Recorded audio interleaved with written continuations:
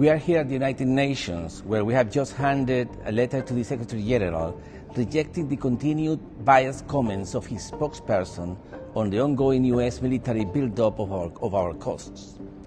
Given the lack of actions from the Secretary General to address this issue, which we have raised multiple times with him by private means, we are now making this denunciation public in the hope that this prevailing pattern be terminated once for all. I will now read the letter that was delivered to the Secretary General on this subject, on which we await a formal response. Here's the letter. Distinguished Secretary General, once again, I am compelled to address Your Excellency in the opportunity of referring to comments made on November the 12th, 2025 by Mr. Stefan Dujarric, spokesperson to the Secretary General during his daily press briefing. In that regard, I would like to convey our profound dismay and categorical rejection at what now seems to be a recurrent issue, namely the biased remarks from your spokesperson when it comes to addressing questions concerning the escalating situation off the coast of Venezuela, resulting from a U.S. military buildup in the Caribbean and the perpetration of extrajudicial killings in international waters. In his later remarks, yet again, your spokesperson called for the situation to be de-escalated, a call that was surprisingly made equally to both the United States of America and the Bolivarian Republic of Venezuela. This is a grave misrepresentation of the facts and an immoral equivalence between the aggressor and the victim. I extensively addressed this very issue during our last bilateral meeting on August 28, 2025. At that time, you indicated that the comments made by your spokesperson may have been response to a question that caught him off guard, reason why he had provided a standard diplomatic response. Since then, 2 additional episodes of the same nature have been registered. We cannot but conclude that this is no longer an oversight, but a clearly assumed position by the Secretariat in disregard for the concerns then expressed. Excellency, it is not the Bolivarian Republic of Venezuela the one conducting hostile actions, provocative, intimidatory maneuvers, and a few miles from the territory of the United States of America with B-1 bombers flying directly towards U.S. airspace. It is not the Bolivarian Republic of Venezuela the one deploying large numbers of military assets and troops, including a nuclear submarine, a few miles from the territory of the United States of America.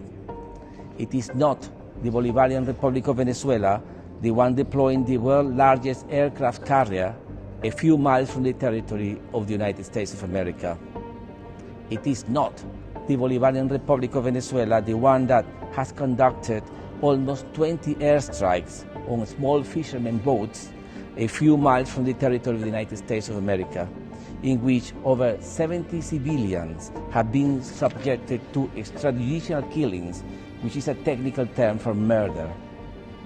It is not the Bolivarian Republic of Venezuela the one that poses a threat to the territorial integrity and political independence of the United States of America or any other sovereign nation.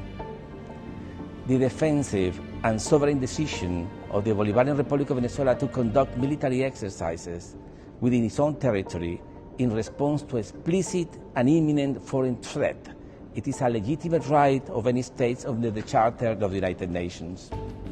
These actions of self-preservation can in no way be equated with those of an offensive nature as currently executed by the United States of America. Excellency, it is evident it is not the Bolivarian Republic of Venezuela the one escalating the situation on the ground in any possible manner. Hence, the question to both you and your spokesperson could be, why to continue pushing a discourse that is baseless, that has no connection whatsoever with facts on the ground, and that only serves to the narrative of a warmongering regime? This false parity only ends up endorsing the ongoing U.S. aggression against our nation, as it strives to fabricate a conflict while at the same time questions the precautionary defense measures taken by our government within our borders in line with our inherent right to self-defense pursuant to Article 51 of the UN Charter. The conduct of your spokesperson attests to a clear pattern in which he ignores the root cause generating tensions on the ground. The unlawful and coercive actions of the government of the United States of America as part of an exercise aimed at destroying our republican form of government and imposing a puppet regime. This conduct amounts to a violation of both the letter and spirit of Article 100 of the UN Charter, dangerously abandoning the neutrality, impartiality, and rigor expected of an international official. By refusing to identify the aggressor and instead issuing vague, symmetrical calls for de-escalations, your spokesperson is failing in his duty to uphold the principles enshrined in the Charter of the United Nations, particularly the one referring to the prohibition on the threat of use of force against the territorial integrity and political independence of any state as contained in Article 2.4. Considering the foregoing, and while respectfully reiterating the arguments shared in our previous letters, I demand that your office take immediate and public action to 1. Set the record straight by unambiguously identifying the source of the escalation and condemning the provocative U.S. military deployment in the Caribbean off the coast of Venezuela. 2. Call upon the government of the United States of America to immediately withdraw its military assets from the region, to cease its threats of force and extrajudicial killings policies against the Bolivarian Republic of Venezuela, and to pursue diplomacy and cooperation as the only viable means to redress any issue of contention. 3, the last one, ensure that future statements from the spokesperson office are impartial, grounded in international law, and do not equate the victim of aggression with the aggressor. I thank you for your attention to this important issue that goes to the core of preserving the very integrity, neutrality, and independence of the United Nations as an international organization. That's the letter.